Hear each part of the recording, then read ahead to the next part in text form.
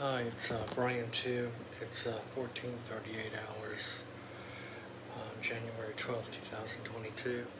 There are many ways to shield oneself, but from CIA, DIA mind control technologies, there are only four. Only four. There's passive shielding, chemical shielding, mental shielding, and what's called electronic jamming. The only one we know that works for sure is electronic jamming, but we can't do it. We don't have access to the hardware and the software. And even if we did have access to that mega $1 million hardware and software, we don't have the expertise to operate such systems. So electronic jamming, though it's the only one that works for sure, we can't do it. So that leaves us only three. Okay, only three methods. Passive shielding, chemical shielding, mental shielding. Of those three, the most effective is mental shielding. Passive shielding is just the use of passive materials like metal, okay, to shield oneself. It's not very effective. You can't shield from an active, automated, active, and adaptive, right?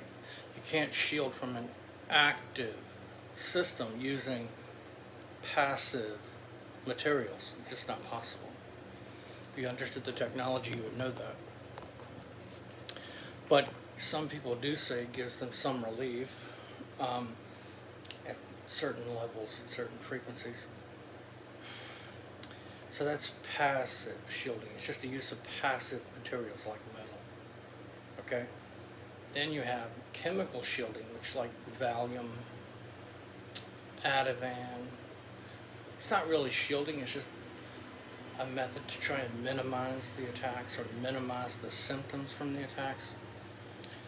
Like this video, I'm taking a shot of Leuprolide to try to minimize the remote neural attacks of lust.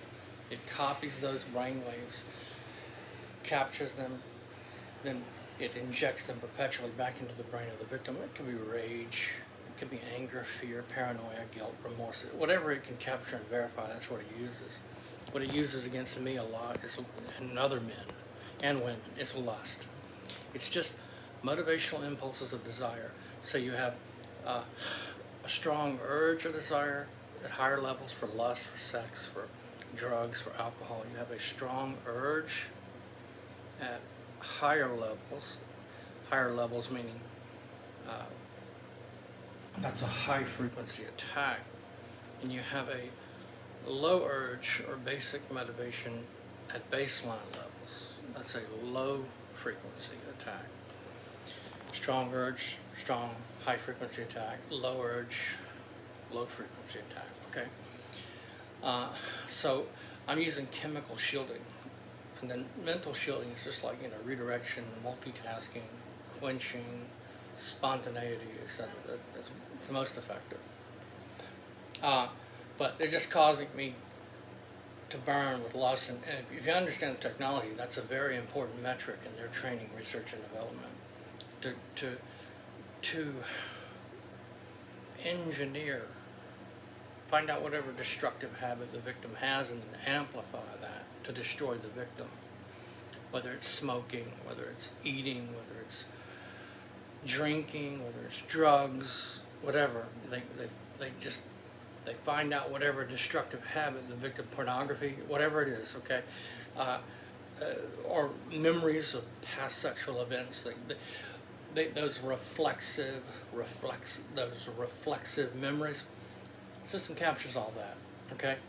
And then it just amplifies. You get a strong urge, a desire, high frequency attack to destroy you, to force you into a destructive behavior.